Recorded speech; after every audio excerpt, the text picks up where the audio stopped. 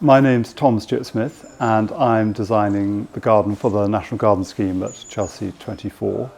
And that's a really exciting moment for me because I've opened my garden here at home with my wife for the National Garden Scheme for about 30 years. And for us, it's a really sort of great moment in the year of being able to share our garden with a wide public and bringing a community of garden lovers and plant lovers together.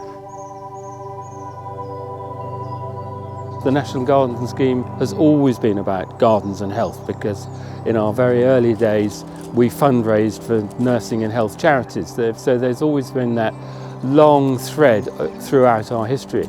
In the first year, 600 gardens opened, they all charged £1 and they raised £8,000, and we've done effectively the same ever since. We charge slightly more than £1 today, but in 2023, 3,500 gardens opened and they raised just over £4 million. And we still give the lion's share of the funding to nursing and health charities.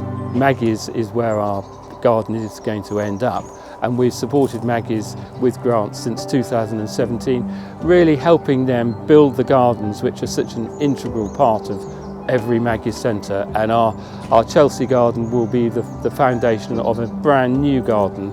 These gardens really do have a very particular positive impact both on everybody who works at a Maggie's centre and more particularly the people who visit, because to be able to sit outside with wildlife, with plants around, is incredibly restorative, and that's a very key factor both for the Maggie's and obviously the other gardens that we support in this way.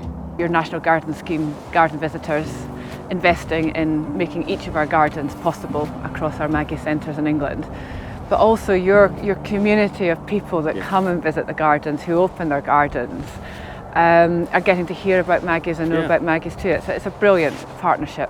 But gardens have always been absolutely integral to Maggie's centres, haven't they? They have, because of Maggie. Yeah. Maggie trained as a garden designer and worked on her own garden, but most importantly, when she was coming to hospital for her cancer treatment, she talked about how the hospital environment was enough to finish you off, and just talked about the power of nature and being able to see and access nature. So gardens from the outset have been integral to part of Maggie's because of Maggie. I really do think that when you first see this garden, your heartbeat will go down, your blood pressure will drop, and there'll be a sort of an exhalation, as it were. So it's not a garden that's going to strike you with a mass of flower or with a sort of great sense of horticultural abundance. It's more about the calm that you feel when you enter a woodland. And something we've done, which I think is really lovely, is we've got National Garden Scheme garden owners from around the country to contribute plants to the garden which we're growing on and we're going to plant in the garden, so that there are going to be little pockets of, that came from Kent, that came from Northamptonshire, that came from Lancashire, dotted through the garden. So that's really special, I think. It's a wonderful opportunity for us because as a charity we could never justify doing a garden on our own.